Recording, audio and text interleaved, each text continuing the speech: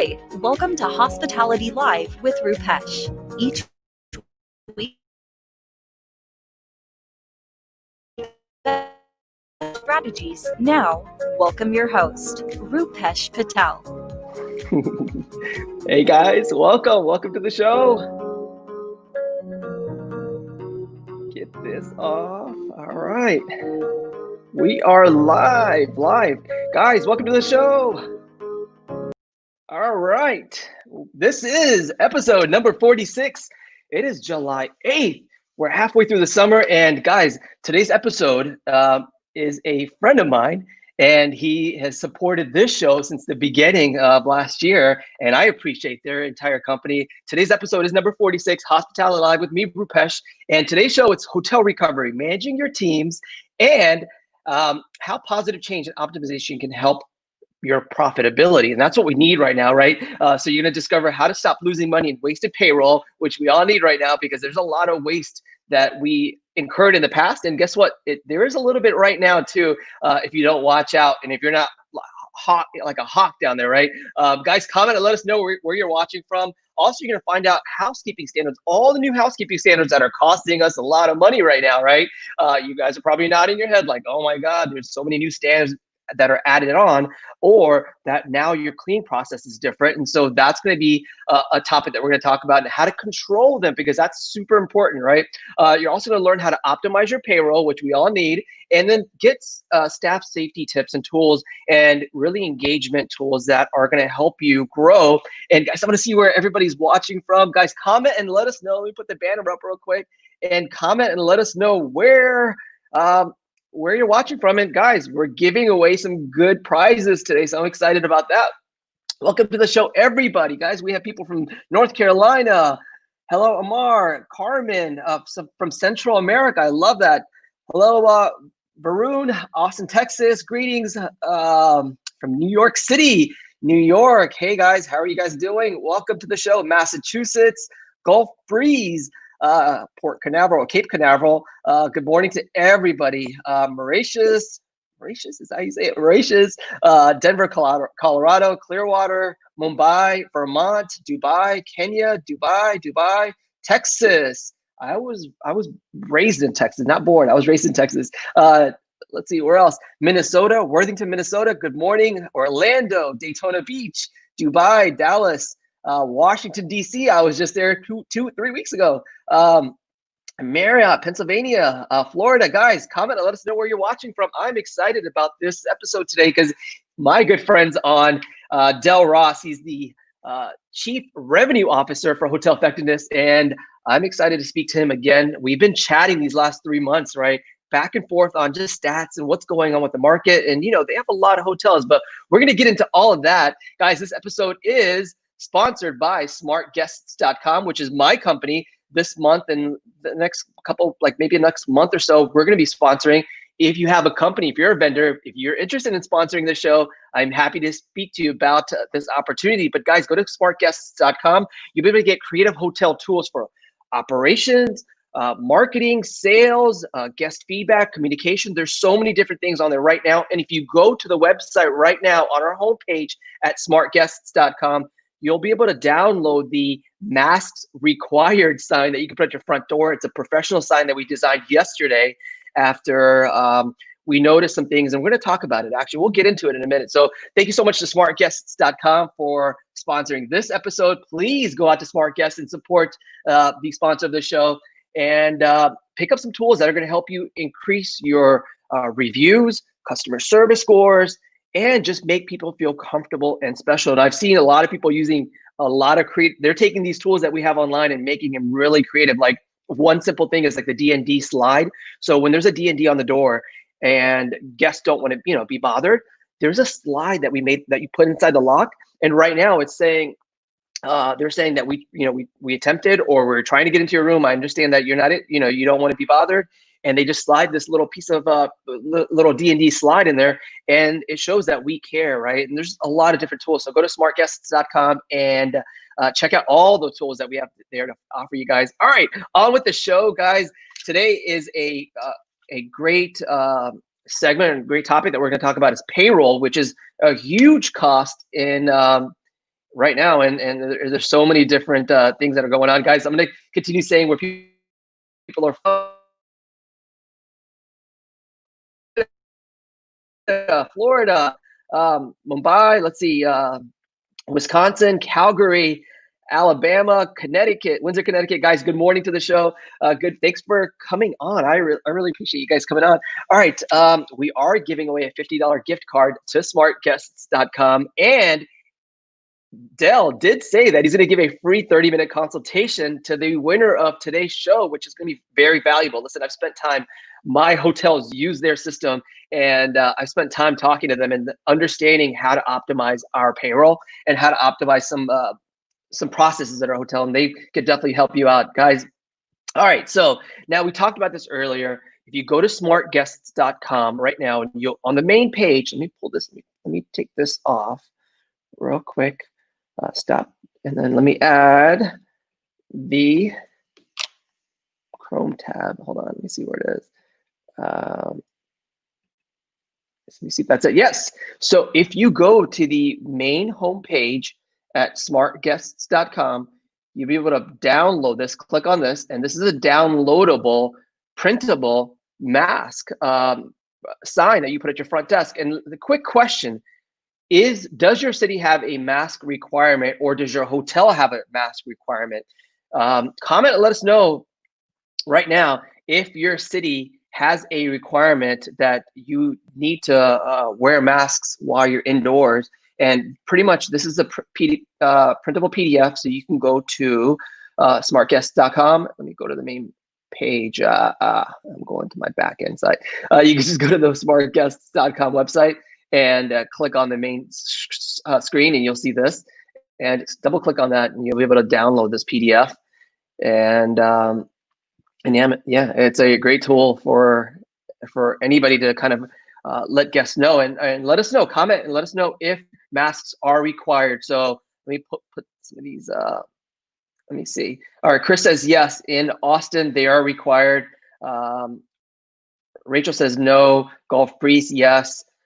Patrick from Claremont, hey, welcome to the show. Yes, they are required. Now, here's the issue that we've been running into the last week or so.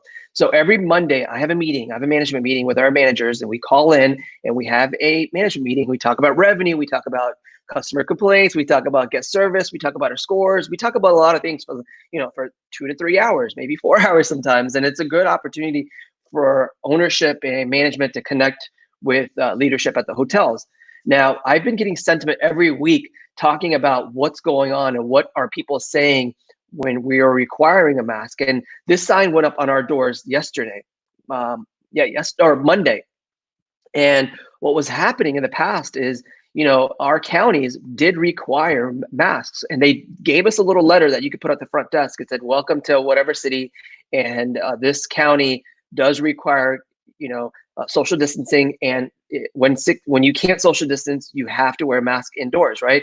And guests weren't understanding it. They were not wearing them when they were coming in, and our staff felt uncomfortable, right? And it was just kind of, our staff was like, hey, we want to feel safe at work, and we want to also have our guests wear masks. And I remember when I traveled the last couple of weeks, every single city I stopped into, it said masks require. So I actually took a few pictures of the signs at the doors, and we kind of made up our own. So you can download this free PDF and use it for yourself, use it for your hotel. But what we noticed is, when we didn't have the sign up and we didn't have a requirement, and we just said it's recommended, well, guests would come in, and then our staff would feel unsafe, or they would be vulnerable, right? We don't want that to happen to anybody. We want everybody to be safe and everybody to feel safe, right? And so we would try to be a little confrontational, like, hey, sir, you have to, our local government does require masks indoors. And then I had GM, we had a few GMs saying, hey, they're yelling at us. Guests are yelling at us right now, and they're arguing, and they're saying some bad words, and they're being very argumentative, right? And I said, we can't do that to our guests, right? There has to be a better way. So this sign hopefully will help guests understand that this is a requirement for not only our hotel, but the city and the state, right? And and when they're not wearing them, as long as we're safe, we're doing all the, we're doing our hotel's protocol. I think it's more comfortable than nobody wearing a mask and all those things. I wear a mask anytime I go walk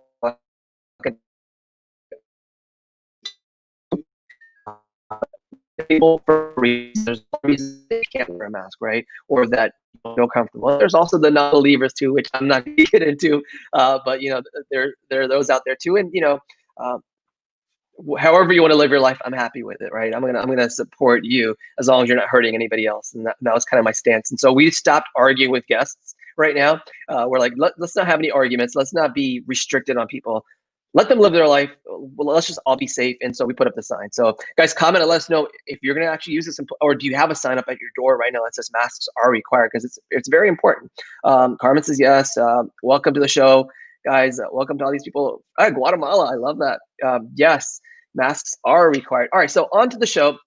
Remember, before the end of the show, I'm giving away a $50 gift card to smartguests.com and a 30-minute free consultation with the good people over at Hotel Effectiveness Solutions. And they're going to share how your hotel, if you're not already a customer, if you're already not a member of their software, they're going to show you exactly how to optimize your hotel, and maybe not even use their system, right? Just give you tips on what you can do right now to optimize your operations as far as payroll. And they're not a payroll company. They're a smart system that actually helps you control your labor costs through their platform, and it manages time, right? And I love that there's a time management system that if you're at home or your day off, you can still use them. But let's bring them on right now.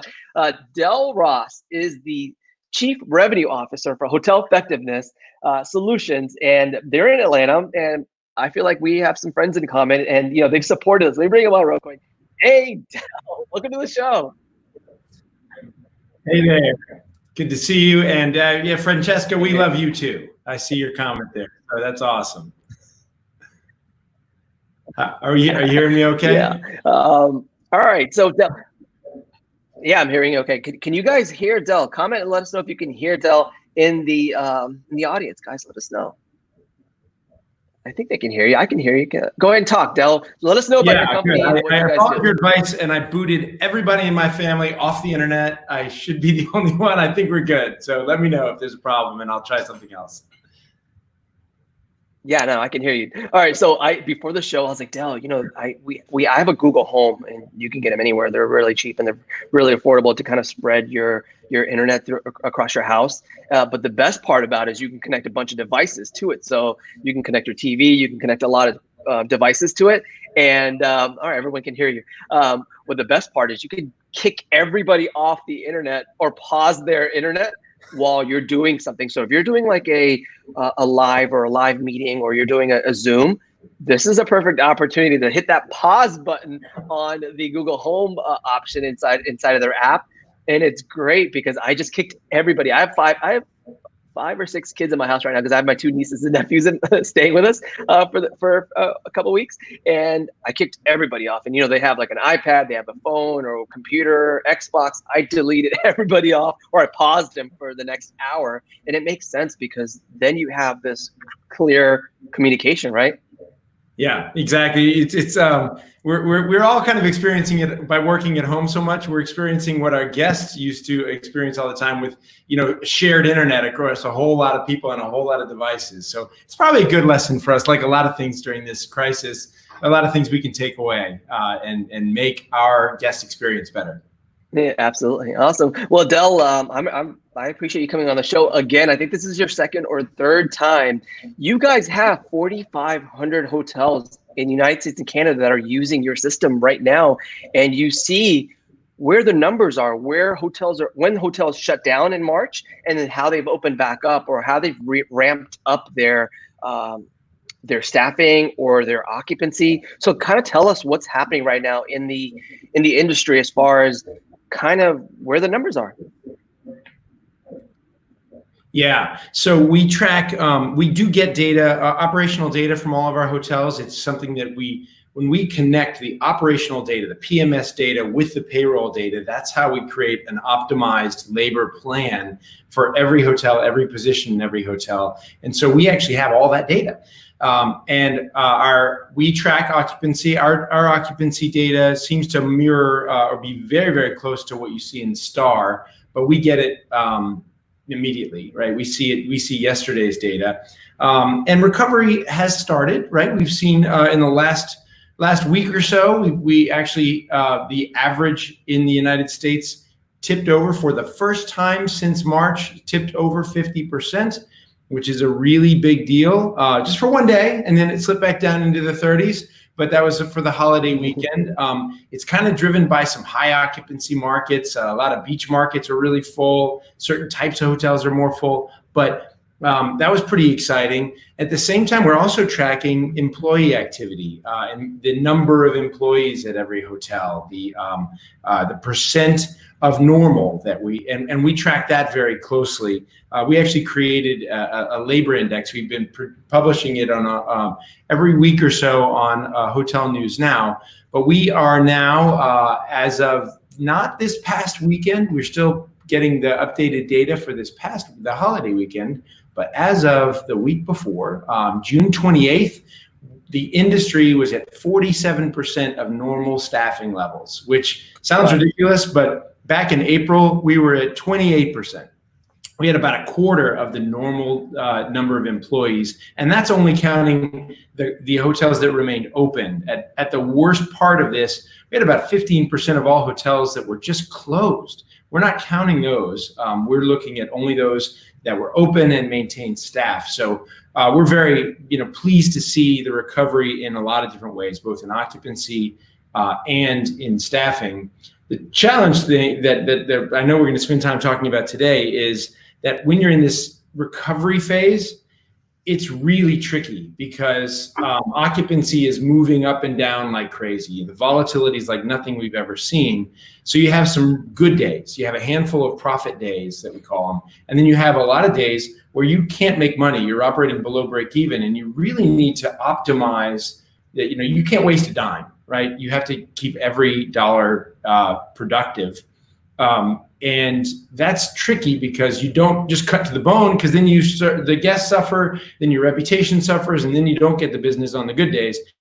But you also don't want to overstaff, because then you're wasting money, and you cannot make up for wasted labor costs. If you have 10 more hours scheduled today than you need, you can't cut those hours from later in the week. That won't work. Yeah. You can never recover it. It's kind of like you can't sell last night's unsold room. Well, you can't recover today's wasted labor costs. And that's kind of what we're all about, is helping hotels avoid any waste and optimize the labor costs to their standards and to their guest expectations and requirements. Well, yeah. And guys, comment, let us know what your current occupancy is and what your occupancy was over this past holiday weekend. If you're in the United States, we're running close to actually 100% occupancy this weekend in many of the cities. And it was good to see that things were picking up, especially coastal markets. And it was thankfully that, hotels were slightly busy and people were traveling.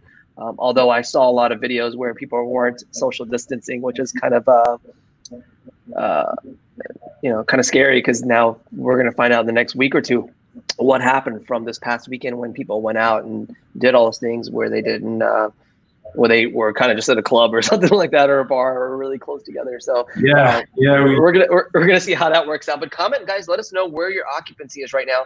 Francesco says 40 to 80%, and it's up and down all the time. I feel like one day it's like 50%, one day it's like 30%, and then one day it's like 100%. And there's some hotels that are still closed. And Dell, let us know about that too. That is there something as far as, is there a number of hotels within your system of 4,500 hotels? Are there some that are still closed and have no data coming through as far as payroll? Yeah, well, we actually still get data for even the closed hotels, because when you close a hotel, you don't have zero staffing, right? You have you have to have some staffing. If you leave a hotel empty, bad things happen. So somebody's on property every day, taking care of things, monitoring the property. Maybe only 2 people, maybe just 1, but you've got to have someone. So payroll never stops. We track that. The number of hotels that are closed has gone down, but there's some markets, there are whole markets and whole tracts that are still really hurting. I wonder. I haven't done this on your show before, but I have a slide that might be useful that just kind of breaks down the employment index by type of hotel. Can I share my screen? Does that work? Oops, did I lose you there? I don't know. Try it. See if it works. Let me see. Can you send it to me real quick and I'll. I'm gonna. Maybe you can see this if it's. Oh yeah. There you go. There. Yeah. Awesome. Yeah, I learned something new today. Coolness. Yeah. Hey, cool. I saw it on the bottom of the control panel, so I thought I would try this. So, one of the things that's really interesting, if you look at the type of hotels, the recovery varies widely, and actually, this kind of tracks overall business recovery. One of the things you notice immediately is that the economy sector has been the most robust in this whole thing. Economy hotels average about 9 employees, up to 9 employees on a regular basis. And what we're talking about here are some of the exterior corridor, what we would used to call motels. We're talking about some economy extended stays as well. But they were the most robust in terms of occupancy and in terms of maintaining staff, partly because you can't cut below a certain level to run anything that's called a hotel. And they recovered the fastest. So the biggest bar has been the economy segment, followed by mid-scale, and then upper mid-scale. We're using the star classifications for the purpose of this chart. And mid-scale has done pretty well on upper mid-scale. They're over half or up to almost 2/3 of normal staffing now. But when you get to further upscale, you see that they're still way behind in terms of recovery. A lot of that has to do with, and if I had luxury on here, you'd actually see 20% of normal staffing for open hotels. A lot of that has to do with where they're located. So upscale, upper upscale, and luxury hotels tend to be in city markets, and city markets have not recovered the way that other markets have recovered, right? They're still lagging. They also tend to have a lot of group and meetings business, a lot of conference business, and that business is gone right now. There is no business in that sector for the most part. And I think that's an important thing to note. So it does vary quite a lot by the type of business that you run, and as well as the type of market that you're operating in. But if you are today running a hotel that's a limited service hotel, in a beach market, you're doing great, right? You're doing really well. And especially, I think you and I were talking, Rupesh, about how exterior corridor hotels for decades have been kind of seen as being on the decline, less desirable. And now they are probably the most desirable kind of hotel for guests because they don't have that closed in spaces. They don't have corridors. Guests don't have to worry about, being around in direct contact with a lot of people. They love it. So it's kind of funny that the boomerang has come back. Yeah, absolutely. It actually the last couple of years, it's been a resurgence, maybe even now more because of, the COVID, where you're going straight to your room, maybe grab a key, or maybe they're opening the door for you and you're going straight into your room, right? I feel like there is that motel that is popular right now, and especially if you had some really good marketing and you turned your motel into a kind of like a brand. People understood like this is something cool, it's something unique. They brought it back. It was like a throwback, and if you had a really nice room, it made a lot of sense, and it still does right now. And I think people feel comfortable that they can park outside, not go into a lobby, not go into an elevator. So yeah, economy brands, especially motels, are doing well. And I've talked to a lot of owners, and they're doing better than these mid-scale properties that are bigger and have more involvement as far as operations. And so that is definitely a thing right now. I wanted to share this chart as well. This is a look at position level staffing and now this is lumping all hotels together, right? This is average hotels, and there's no such thing as an average hotel. But pre-COVID, hotels had about 25 employees each, right? That was the general average across the United States and Canada, and that dropped to an incredibly low number, less than 9, at its low point in mid-April. It's clawed its way back, but not equally across departments. This might be a little bit hard to read, but one of the things that you'll see is the most numerous position is housekeeping, right? That's the one that was started off with an average of 11 housekeepers and dropped down to about 2. And we have plenty of hotels where the front desk, the general manager, the director of sales, and the front desk manager were doing the housekeeping as well. So, this is almost deceptive. Yeah. Guest services is another one that had a high number historically. It's come back. The rooms division in general has come back the strongest, but down at the bottom are banquet servers have not been recalled yet, right? There is no banquet business today. Right. Kitchens correspond, the kitchens that support the limited service hotels and single outlet restaurants, like, some basic hotel restaurant stuff.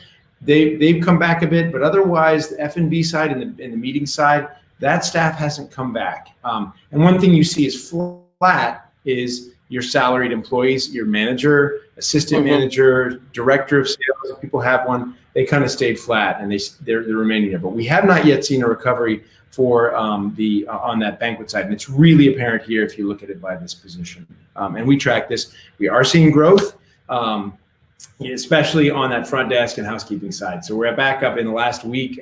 We've gained another housekeeper on average in hotels. So that's good. That tracks occupancy pretty directly. How about guest services? Are you seeing? I see that it's a slow increase where it went from maybe 4 to 5 now. Is that saying that they added one more front desk and now that GM's not working the front desk, or maybe they've cut down hours or at the front desk? I think GMs are doing everything, right? They always do. I mean, the GM's job in a typical hotel is you have to do. It's the hardest job in the hotel because you have to be able to do everything at a moment's notice. Especially now. But no, general managers are pulling double duty, and a lot of the people in these roles are, if they weren't cross-trained before, they're being cross-trained now because it's really important to have flexible staff. You might not have enough hours to bring back a full-time guest services person, but if they can also clean some rooms, you may be able to give them 25 hours a week of guest services and 15 hours a week of housekeeping, and be able to give them full employment, which is what they're interested in. And it also prevents you from having to activate 2 different people at the time. So there's a lot more cross-training activity going on right now. One of the tools we give out is a spreadsheet to any hotel. We can go to our website and get our cross-training tracking sheet. Just a useful thing that people find. But that's really important. It's a best practice anyway to have people working a number of jobs. It's actually a retention tool. If you think about it, you can make some of these more mundane jobs a lot more interesting. If somebody can, do one, work front desk one day, work housekeeping the next day, maybe do some houseman or maintenance work the next day. I mean, adding variety makes some of the hotel jobs, the line level jobs, more interesting and can keep people around longer when times are good. Yeah, and there's a lot of GMs and owners, or a lot of GMs on board are watching right now. Guys, comment and let us know what other positions besides just working the front desk, or maybe what were the different positions that you worked in, different departments, not positions, different departments that you worked in the last few months. I know GMs have been cleaning rooms. I know some GMs have been working the front desk. Hey, some GMs are going out there and doing the sales calls where they had to furlough their DOS or a salesperson that was kind of working for their hotel. Comment and let us know which positions you filled in when it was needed most. I would love to hear the sentiment behind what you did during these last 2 or 3 months, and see what positions you actually worked in. So comment and let us know right now. And by the way, guys, the person with the most comments and the most engagement will win that $50 gift card and a 30-minute session with the good people at Hotel Effectiveness Solutions. And let's see. All right. So Jay's saying housekeeping, laundry. All right. Laundry. Definitely have to do the laundry. Here's another thing that we used to do in the past, and I think we still do now, is sometimes during the overnights, whoever worked the night shift the night audit would bring some of the laundry to the front desk and fold it there, right? So that was like a win. So often when we needed to get some stuff done and we had a limited staff that had to go home at a certain time because we didn't have the hours allotted in the budget. So that's an opportunity. And I wanted to comment on that. One of the things we've been telling during this, the early stages of this, like when people were down at the bottom, and we call it zero-based staffing, right? You're running at the bare minimum, and GMs are literally doing every single job. Our advice to our hotels was that every GM and all the salary people need to walk around with two things in their pocket. One is a notepad, right? Because they're doing jobs that maybe they don't do regularly or they haven't done in a long time. So they need to take notes on how this job can be done better and where are there opportunities, the improvements, and where are there process steps that, gosh, I didn't realize that all the laundry carts were kept downstairs and that we had to wait in elevators, wait for elevators because to get them upstairs. And I mean, there's like all these little inefficiencies. So they find these opportunities to streamline. Second thing they have to carry around with them is a stopwatch, or at least a stopwatch app on their phone, because they need to time how long it takes to do things. This is really important when it comes to smart staffing, like turning over a room, a standard room, like departure clean. You probably haven't timed how long that takes in a very long time. And it's important, especially now that there are all these new requirements, right? So keeping track of process improvement opportunities and how long it takes you to do stuff, huge opportunity among many opportunities to make things right. It's like everybody knows that show Undercover Boss. Well, we're not undercover anymore, but the undercover boss is doing everything today and really has a great chance to make great change as things get back to normal. Yeah, I definitely agree. And I know our GMs have been running around doing a bunch of things, and they've cleaned rooms, they've done housekeeping, they've done maintenance. We implemented some at the smaller properties. We said, hey, if there's a maintenance issue, we're not going to call the maintenance person in after their hours, right? So if your maintenance person was on call during a certain day or days or the weekends, we didn't call them in, especially if we weren't busy. We maybe waited for that room to get fixed and we moved the guest, or we went out and tried to fix it ourselves, right? And we did some of those things that didn't cost, because when we brought people in, we paid for a lot of other expenses, not just the payroll side, right? It was the time and the mileage and all of those things that you often have to do. And so there were different ways to kind of optimize it. And what are some other things that hotels can do right now as far as optimization and kind of rebuilding their teams? Who are people bringing back? Right. What do you recommend? Because you see it every day. We do. So one of the things, first, to kind of frame it up, we see this whole process going through three phases, and hotels are in one of these three phases today, right? The first, the bottom level phase, we call it the zero base phase. This is where a lot of hotels still are, and in April, pretty much everybody was in this position of running at such minimal occupancy levels that you were at the bare bones staffing. At that level, most of your staff is full-time. They're salaried employees. You have only a handful of hourly people, if any. And you really, labor costs are like a fixed cost at that point. You can't run a hotel with fewer than, say, 5, 7, 9 people. You just can't do it. And so at that point, you really can't save money on labor without severely damaging your ability to function at all. So you're right now at what we call zero base. We used to talk about this all the time, that it would be really nice when you're doing your annual budgeting to think about zero-based staffing, like what's your bare minimum that you have to have, and build from there. But it was a theoretical exercise until this April. And now all of a sudden it's real. So this is valuable information to know for future budgeting purposes. What does zero-based look like, right? You're losing money, but you have a floor in your biggest cost item. Your labor looks like fixed cost at this level, right? So when you're at that level, you just, there's labor standards. Your staffing plan is, I need one GM, I need one executive housekeeper, I need one front desk supervisor. And then depending on the size of your hotel, you may have to have a housekeeper, a maintenance person, maybe a shuttle driver or something like that. I mean, it just kind of depends, right? That's the first phase, zero-based. The next phase, we call it the transitional phase, or the pre-covery phase.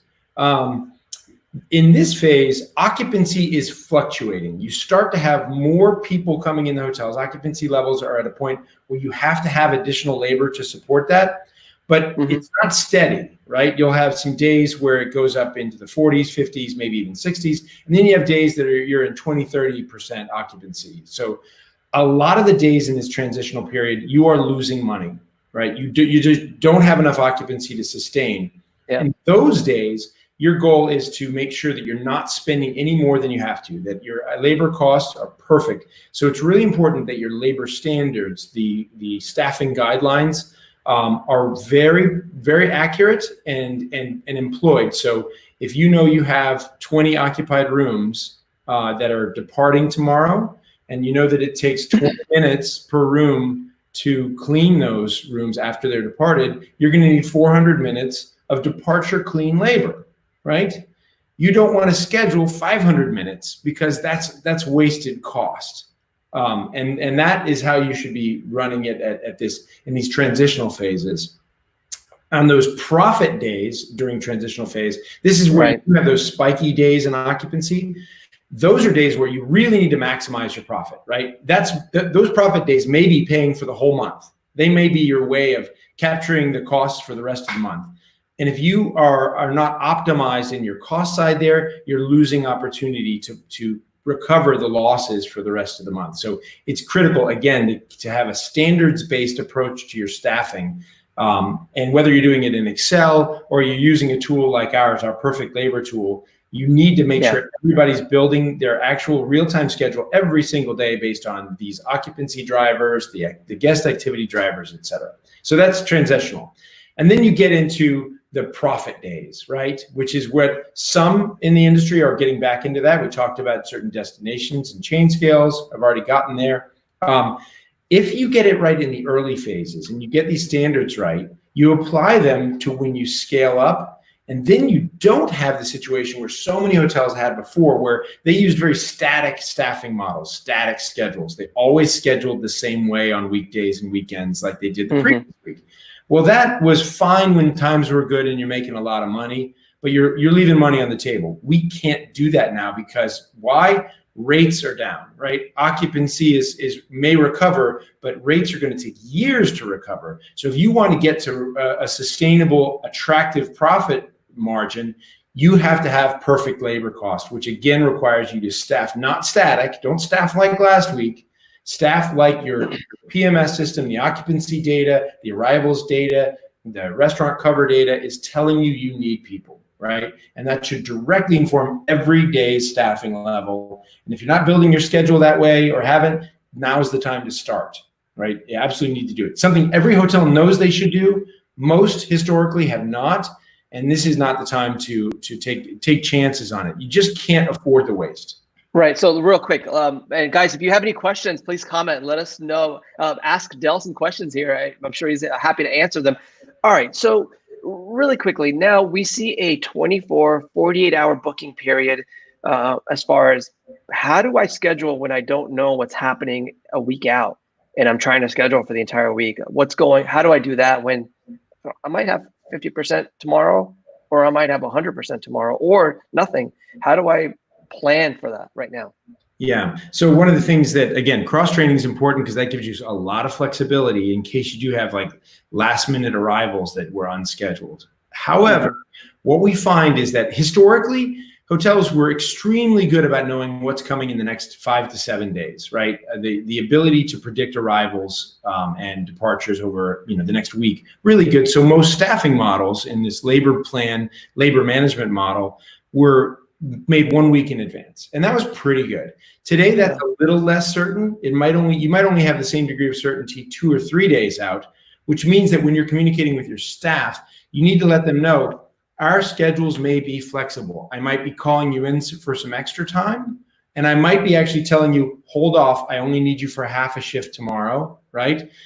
You have to be able to do that. In order to do that, you actually have to track your labor plan every day.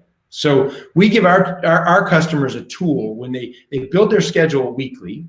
but every single day they track their progress against their plan, and they check it against the current forecast for the next day's occupancy or even that day's occupancy, and they make adjustments in their schedule. And then they use our tool. We give free apps that communicate the schedule directly to the employee on their device, so they can actually see on the mobile device of their employee. The employee gets to see that, oh, my shift has changed.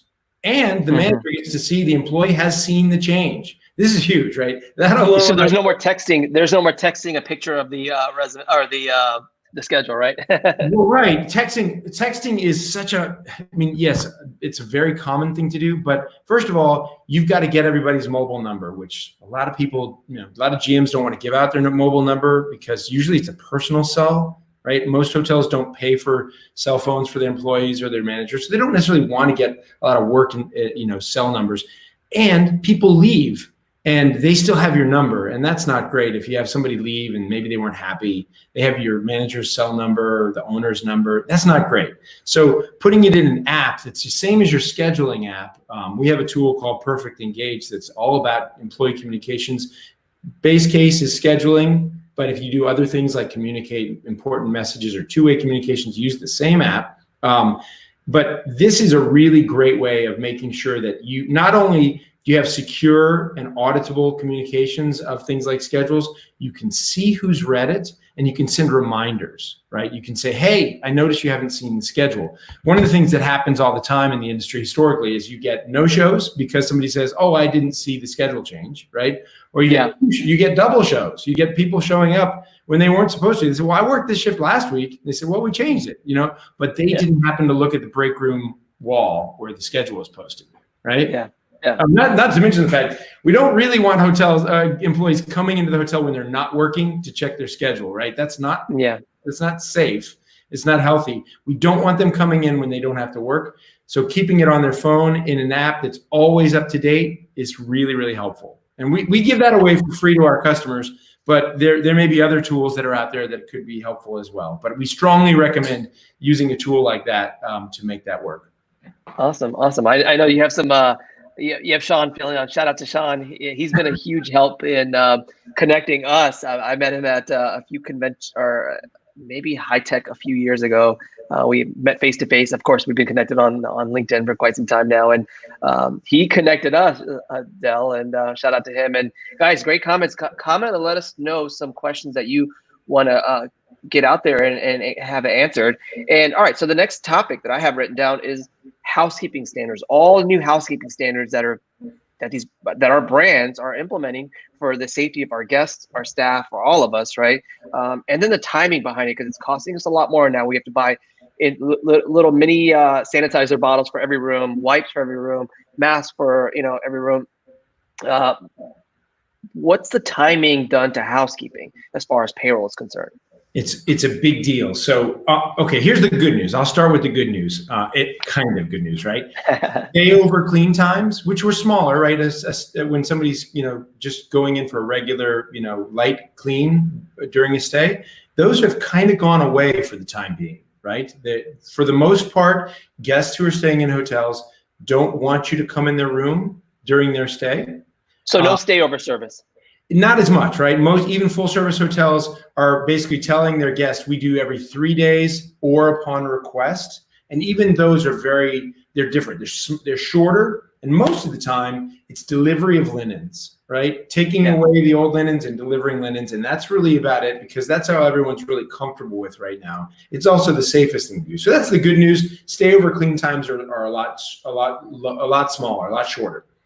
It's the departure clean times that are challenging. So a typical departure clean time for a standard room in the industry, and we all know that's a pretty, there's no real standard room, but about 22 to 25 minutes to clean a guest room thoroughly to inspection grade in normal times. Every brand has put out new cleaning requirements, and even the non-brands. Most hotels are conforming at least to the AHLA Safe Stay cleaning protocol. If you do those things, a departure clean looks an awful lot like a deep clean, right? We're talking about sterilizing all of the solid surfaces in the room, especially the high touch ones. We're talking about using new equipment like electrostatic sprayers, which a lot of hotels don't own today, but many brands are now requiring that they get at some time in the future. There's things that they ionize the particles of a sprayer so it sticks to all the surfaces. They're pretty cool. They're kind of science fiction-y, but that's a new tool, new piece of equipment, a new process. And then the wiping down of surfaces. It's very prescriptive. We've done analysis of our hotels that have already engaged these standards. They've already operationalized those. And we've also seen the analysis of an asset management firm called Hotel AVE. Hotel AVE. Yeah, hotelave.com. That's an asset management firm. They put out all this great research. Their data and ours coincides. We estimate that the average departure clean time is increased 5 to 7 minutes because of these new brand standards. 5 to 7 minutes. Now, put that in perspective. 1 minute of clean time, on average, costs a hotel about $50,000 a year in labor. 1 minute, right? What size hotel is that? That's really the average across all hotels. Hotels with more complicated rooms, actually, even still, that's market by market. That's based on the average hourly cost of a housekeeper and the time. So irrespective of chain scale, a minute of housekeeping time is about $50,000 a year, right, in cost. So if you're adding 5 minutes of housekeeping time to the average departure or to the average room clean, in general, you are adding potentially $250,000 of cost a year, and that's just the labor. That doesn't even count for the new cleaning equipment, the materials that you have to do, new amenities, right? We got hotels that are just converted to these bulk amenity things, and now they're having to go back and put individual bottles again. So you've got these nasty surprises there that are really important. Again, this is why it's so important to not use static, do it like last week scheduling models. You just can't do that, right? If you're doing it that way, you are throwing away money in one of the most expensive areas in the long haul for the hotel. Imagine if you can take that 5 to 7 minutes. If you turn that 5 to 7 minutes into 10 minutes because you've got too much staffing, that's going from $250,000 of incremental cost to $500,000 of incremental cost. And if your hotel had a hope of making profit, of having net operating income for the year, you might have just thrown that away, right? So you simply can't afford to not use standards-driven scheduling, like labor staffing guidelines in your scheduling approach. Yeah, I definitely agree with that.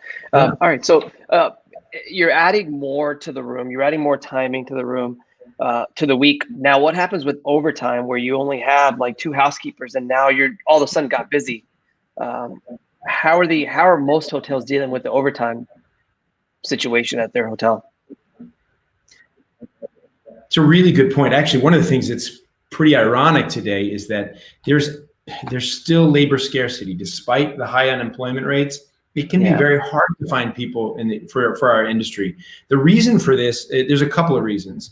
One is that, at least temporarily, the added benefit of unemployment, right? The added money, it actually can make, for some people, it could be more lucrative for them to stay home for a couple more weeks than to come back to work. And that problem will go away, but it has been an issue for some hotels in some markets.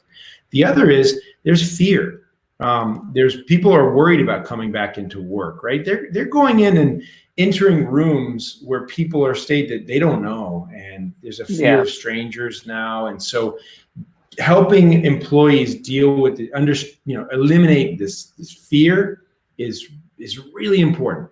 Now, that being said, assuming you can get staffing, you may have to turn to contract labor, which used to be something you turn to when in times are great and tight labor market, right? Yeah. When you're busy.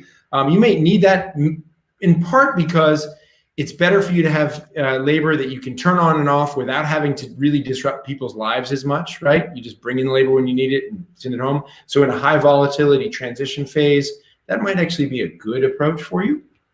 On the other side, you may have to use some overtime. And that's just a math problem, right? You can calculate whether it's better for me to bring somebody back on part-time or full-time And remember, if somebody's going to join you, they're going to come back on board, that's willing to work, is able to work, they probably have opportunities. And if you're only willing to give them 10 hours a week, maybe, and somebody else is willing to give them 30, you're not going to hire them back. Even if you paid them, right, you're still not going to hire them back. So you got to make that calculation. Is it better for me to bring on board another person or engage a contractor or give some overtime hours?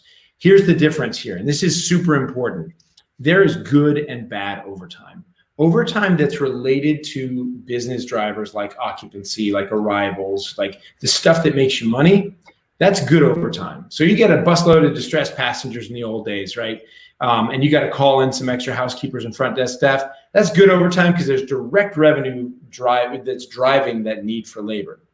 The bad overtime is, we call it junk overtime. This is from people who don't have good time clock discipline, right? People who they're clocking in a few minutes early, they're clocking out, they're not taking the breaks or clocking their break time. It may only look like 45 minutes a week or something like that. But if you have a staff of 10 and half of them are shaving a little time off the clock, not necessarily doing it intentionally, but they're getting a half hour, 45 minutes, an hour of overtime that is not connected to revenues, that is money out of your pocket. So actually monitoring overtime and keeping track of that is super important. One of the two things our tool does is it actually gives you alerts on who's at risk of overtime. Or if you're going to schedule someone, it'll tell you right there, you're giving them overtime. Make sure you want to do that, right? And here's another person who does not actually have enough hours right now. You may want to consider bringing them on board instead. So it's always an important thing. But today it's tricky because of this issue of, it's not that they're not workers available. It's just they're workers available who will come to work and are qualified to work in our hotels right now. Yeah, and I think people are fearful of all the stuff you talked about and more. Now the numbers are rising in many states, such as Florida. And I think Miami this week or next week is shutting down, or maybe they've already done it today. I think they're shutting down restaurants again for indoor seating. I think they're shutting down gyms. And I think that could, be another reason why people are fearful of coming back to work or even looking for a job right now. Especially in our industry, where we see a lot of people every single day, right? It's not, we just see a few guests, right? We see hundreds of guests a day, or maybe dozens of guests right now. And maybe that is a reason why. And everyone's saying along in the comments that it is hard to find staff. And yes, we've had the same issue. I feel like we're still back in January or February when we were having a hard time finding it because there were no people out there looking for jobs, and now there are people looking for jobs, but there's the fear and there's the other things that are going along with them not actually getting a job, right? Which is difficult in our situation because now we're like, oh my God, we had this problem in the past, and we still have it. And are there tools or are there resources that people can go to? And guys, comment, let us know what resources you're using right now to find staffing. I've heard of people even posting a social media ad, like on Facebook, saying they're targeting certain people within like their 20 miles of their city or their hotel, and saying, hey, we're looking for housekeepers, or we're looking for whatever. And then they're putting a $20 or $30 budget against it. And right. And so there's simple little things that you may have not done in the past that, you might have put an ad out, whatever, Craigslist or whatever, but there might be another avenue, such as social media, that you can possibly drive at least some inquiries or some interest, right, into building your staff back up. One thing you were talking about before I came on, I thought was really important, the signage that you put out for the guests, right, about the expectations, and other signage around the hotel. That's so important because not only does it set expectations, it gets rid of fear. Fear is a big issue right now that to an extent we've never seen in our society. People are worried. Do you have it? Are you sick? You're not wearing a mask. You're wearing a mask. Did you touch me? I heard you cough. I mean, it's very scary time. By actually, signage is one way of communicating that's really unambiguous, and it's really important for the guest side. It makes them feel comfortable, lets them understand what to expect.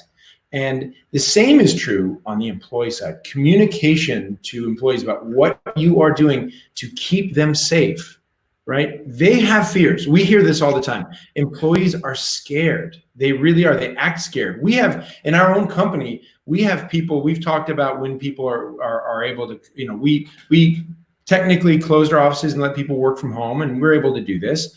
But we invited people who needed a place to work, who didn't have a good work environment, to come into our office and work, and we had enough space.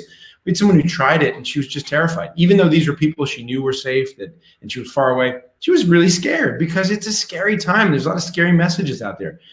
Communicating to your employees reliably about what you're doing and making them feel safe is important. Another free tool we introduced to our customers is this wellness check-in, right? So every single day before you report for your shift, hotels require their employees to just fill out the survey of symptoms. It's the CDC list of symptoms, and it's a yes survey, right? They check off the ones if they have any symptoms. The employer does not see the survey results. It's private information, but they get informed that the employee has taken the survey, and if they have reported any symptoms, the employer will get a note that, Jonah has reported a symptom. That's it, right? And they'll now know, and they can have a communication with that employee whether they should stay home or not. One thing to note is that most states are now requiring that some kind of employee self-check is done before they report to work, right? For any service job. This is true across the board, specifically for hotels. I tweeted a resource out through the Hotel Effectiveness Twitter handle. It's Hotel Labor Management in GMT, if anybody's interested. But there's a link to a site that's keeping track of all these state-by-state requirements for employee checks. You got to do it. And the brands are now recommending it. This is in addition to on-property temperature checks that a lot of states are requiring. These are important tools. Tell your employees that they have to do this, and then tell them about doing this, because when somebody's considering coming on board and they're scared, if they know that one hotel is really doing a great job of making sure they're not letting sick people come to work and tracking symptoms, and one is not, where do you want to work, right? You want to work where you know you're going to be safe. Yeah. All right. Somebody has a question. What happens if somebody tests positive, right? Yeah. Well, this is obviously if somebody's positive, you need to tell them to go home, not to come to work.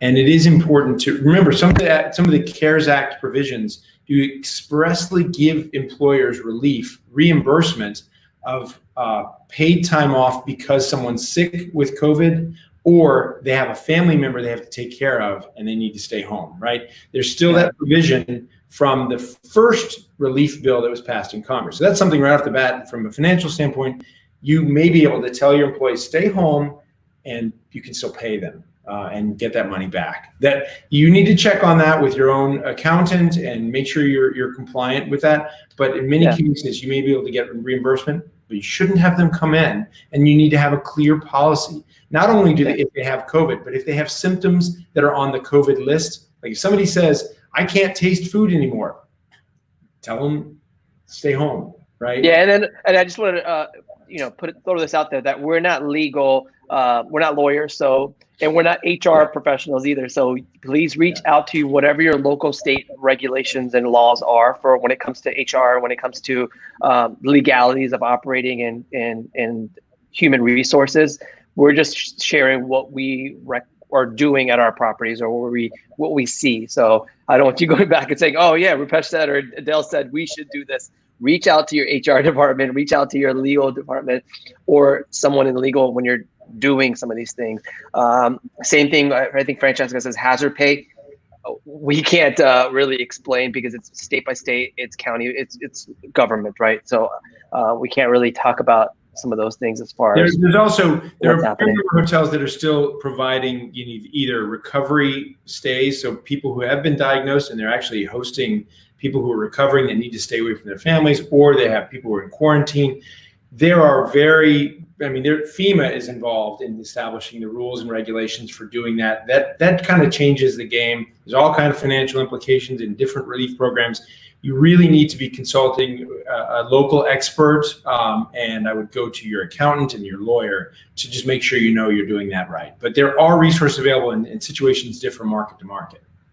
Yeah, and for our hotels, we have staff leasing. We go through our staff leasing payroll company, and they provide HR resources for us. So we always reach out to them for advice instead of just making up our own rules. And then, by the way, one very great tip I received from some other hoteliers is never text anything as far as personal health-wise, anything that has to do with health.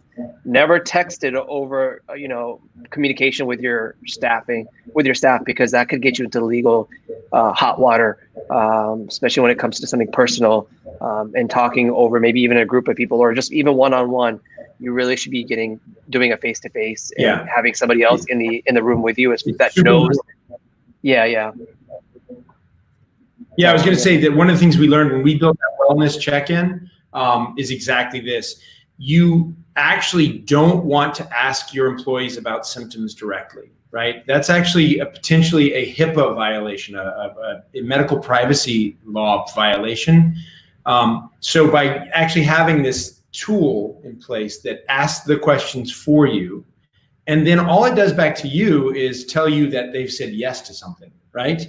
At that point, you're totally protected from any privacy information, and the employee knows that my information is not going anywhere. Oops, did I lose you? Okay. So, all right. So I think I think this is perfect. Guys, has this been important, or has this been useful, these tips that Dell gave to us? I think it's been awesome. Like, you share some stats on where the numbers are moving up. Now, all right, this week you saw, or the last 10 days, you saw an increase in COVID cases. Now, do you see a drop right now this week as far as occupancy or as far as headcount? Well, you're asking like from our data? It's a little hard to say. Let me take a look at the most recent data. So first, we're coming off a holiday week, right? And a holiday weekend. And there's a lot of pent up demand and a lot of activity. So what we are seeing that, this beginning of this week, occupancies dipped back into the mid to high 30% point for across the market, from a high of, again, we almost hit 52% on Friday, which is awesome. But again, that's an aberrant thing. I think we need a week of data to see if fear's kicking back in, or if some of these lockdown rules are going to have a dampening effect. Right now, we think that we're still in the leisure peak period. There's a lot of pent up leisure demand. The word is out that hotels are actually clean. We don't clean our houses as thoroughly as hotels clean their guest room and the public areas and all these things. I mean, honestly, nobody here has likely cleaned the remote controls for their televisions, maybe ever, in their house, right? Unless you happen to be a housekeeper and realize what's on those things. Maybe hotel people do it, but normal people don't do that, right? And we're doing that now. So hotels may actually be a really terrific, safe place to go for vacation. And I think the word's out on that, right? There's an opportunity to do that. Plus, people are really itching to go places. They're worried, they're scared, they can't do all the things they normally do, but just being away is there, which is an opportunity to capitalize on. We are hopeful that this spike that we're seeing is as benign as some people believe it would be. We don't know. But in the meantime, what's so important is that really connecting your business models, all of your drivers, especially your biggest daily cost, the labor cost, to your operational drivers. You just can't afford not to do that now. I mean, our advice to everybody is make sure that you have labor standards, these staffing guidelines tied to occupancy, arrivals, departures, et cetera. And you stick to those when you build your schedules, and you adjust those schedules every day. You have to do it. If you're not doing that, your recovery is going to take a lot longer and be a lot more painful. Yeah, and I kind of correlate your payroll hours to your rates. you're not just setting it and forgetting it. You're kind of watching where the market's going every single day, a few times a day, maybe, right? You're now the person that's yielding your occupancy, your rate, and some of your payroll. You kind of have to combine that same mindset. Like, all right, are we going to open up third party? Are we going to open up these different channels? Same thing when you're doing with housekeeping. Who's going to be coming in, right, into your hotel to work tomorrow? Who's not going to be coming in? And you have to do that on a daily basis. And I like that you can kind of think in that rate yielding or that revenue management mindset when you're talking about payroll, right? When you're talking about your labor costs, and you can kind of put those things together. You understand, like, oh yeah, it makes sense. It's kind of very similar, right? Yeah. Does anybody else use that same thinking? Like, hey, you should be kind of doing it the same way you're doing rates and revenues, right? You're not just leaving it out. You're not just saying, all right, we're going to be $109 or whatever your rate is, $89, $99 for the rest of the month. Things change every single day. You have special events. You might have a holiday weekend like we just had, or guess what? Your entire market just went up and down, right? Just like occupancy. So true. I spent most of my career in the hotel business on the revenue side. When I was with IHG for a while. I had responsibility for revenue management for the whole region for the Americas. And let me tell you, our revenue management is pretty tricky. And one thing I have noticed, though, just in general, is very few people got into the hotel business because they love doing math all day, right? I suck at math even right now. So one of the things that I want to stress here is that unlike revenue management, I don't want people to take away thinking that labor management requires the same kind of mindset that great revenue managers have. We all know them. I love great revenue managers, but I can't do what they do. You don't have to be a math wizard to do really good labor management. Either you do it with common sense standards, right? And you can build a basic spreadsheet that'll help you. It won't be great. It's a little more work. One of the things about our tool is that once you establish the standards, and you can always adjust them, you don't have to do anything. I mean, it just tells you, here's how many labor hours you need for this position. This is when you need them. These are the people that can work it. And so it's doing complex math, but you're not having to do the complex math. And that is also really helpful, because if you tell a housekeeping manager, hey, by the way, how are your math skills? When's the last time you did algebra? They're not going to be that excited. Yeah, and a lot of people still don't like using Excel spreadsheets and kind of doing this whole timing as far as schedule. And by the way, it takes forever to build a schedule out. And that's the reason why we moved over from a paper Excel spreadsheet to you guys, is because you explained, like, why are you doing it the hard way, the wrong way, basically. You're doing it the old school way, where everybody can now have this freedom of time, which is like the biggest asset in your life, right? You want to get your time back, is use data or data. How do you call it? Data or data, Dell? I go with whatever my customer wants to say. Data or data, whatever you're looking for. I love that, a resource like Hotel Effectiveness can help you make it easier when you're already stressed out about doing laundry, when you're the GM, or doing something else when you're the GM, or running around trying to keep people happy when they're upset, and some of those things. So I appreciate it, because we use it every day, and we use the daily 5-minute check-in, and kind of explain really quickly what you guys do in Hotel Effectiveness, and how people that are watching or listening and can join in. Sure. So Hotel Effectiveness, we've got our flagship product is called Perfect Labor. It is a labor management tool for hotels, only for hotels, built for the hotel industry, and it is the most popular labor management tool in the industry today. What Perfect Labor does is it sits between your PMS operational data and your payroll system in order to optimize the cost and link them together. So you're using operational data to build your staffing models and your schedules so that you have perfect labor costs that directly reflect the requirements of the business. We also combine that with mobile apps. So everything's done on mobile for the manager that's walking around. They can create a schedule in 5 minutes while they're walking around doing other things in the hotel. They can do their daily labor check-in. This is what we call it, the 5-minute daily labor check-in on the app while they're on their way to go and talk to the executive housekeeper, or go to the loading dock and get the day's supply of linens and materials, right? They can do all this on the fly. Employees get an employee app. We call it My Hotel Team. Again, it's free for our customers. And this is the tool where they see their schedule. They see all the changes. They get messages. If they use our second product, which is called Perfect Engage, this is a communication tool. They can hear from the company, hear from the manager, communicate back to the manager and the other team members in a secure environment. They can request time off. They can report their schedule preferences, right? This is a really big deal to be able to say, hey, I'd really rather work Tuesday afternoon shifts forever, or next Tuesday I can't work because I've got this going on.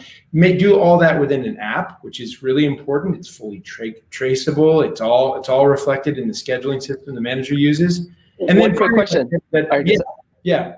Can you switch? Like, sometimes we have team members that want to switch schedules. Like any other position, like, hey, I'll trade with you if you trade with me. Is that approved? Like, can they just like swap places as far as the schedule and have the GM approve it? Most of the time we see that happening on the food and beverage side, much more often than on any other. It is something that is common there. We don't necessarily support that because there's a very particular reason why I scheduled Rupesh and not Dell for this shift. A lot of times it might be because of schedule preferences, it might be because of overtime, right? And knowing when I'm going to need you. There's very particular reasons. So we prefer that all of those requests go through the manager. And for the rooms division side, historically, that has not been a big thing. We will eventually add that functionality and support it, especially for hotels that have a lot of rooms, the non-room division business, where that's much more common. Actually, today, it's less common because those that are willing to work, they're not giving away shifts like they were. They're not being whimsical about it. They need the money, and they're not shifting, swapping schedules as much.